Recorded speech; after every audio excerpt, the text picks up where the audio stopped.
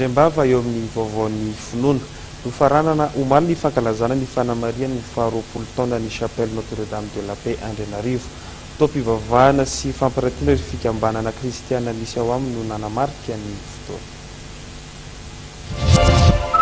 Fitaoam-pivavahana lehibe no nentina nanakatonana ny fankalazana ny 20 taona niorenan'ny chapelle Notre-Dame de la Paix Andrianarivo. Ny fiandohan'ny volana janoary 2024 no nankafana ny fankalazana ary ny lohahevitra novidiana sy ny ainan'ny kristiana tamin'izany dia ny hoe mankalaza ny tompo ny fanahy fa mandrakizay ny indrafony. Indran-davana tamin'ny taonjomety famindrafon'Andriamanitra izay nankalazana tamin'ny taona iny dia maro ny hetsika nankalazaina anazy tamin'ity fa ny nanamarika anazy dia firosoana amin'ny sakramenta isan-karazany miara-panahy fa toy ihany koa nefa ny fanaovana pelerinage ary nanampy ihany koa ny fanaovana izay fanajana manokana ny Masony Maria tamin'ny Jésus izay fankalazana manokana ampiakarana Masony Maria ny tanitra izay.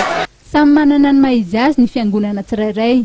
Raha ho an'ny chapelle Notre-Dame de la Paix dia eo ambany fehin'ny Masony Maria mpanjaka vavy ny fiadanana izy.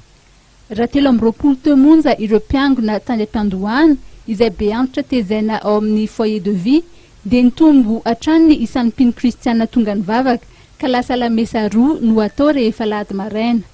Manomboka amin'ny volana febroary ho avy izao kosa dia isy ny sorona masina fahatelo ny lahady hariva. Ankoatra ny fitoam-bavaka lehibe dia nanamarika ny famaranana ny fitoam-pakalazana omaly ny fampirantiana ireo fikambanana samihafa misy ao amin'ny la chapelle Notre-Dame de la Paix ho fanentanana ny mpino hiditra anaty fikambanana masina.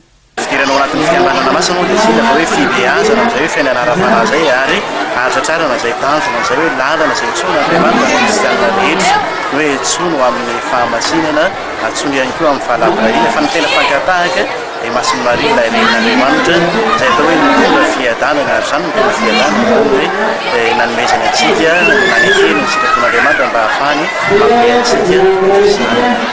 Manoloana ny fiovaovan'ny toetrandro sy ny tsy fahampinyorana dia misy ihany koa ny fanentanana atao amin'ireo mpino kristiana eto amin'ny chapelle Notre-Dame de la Paix Andrianarivo anatanteraka fambolekazo any Arivonimamy.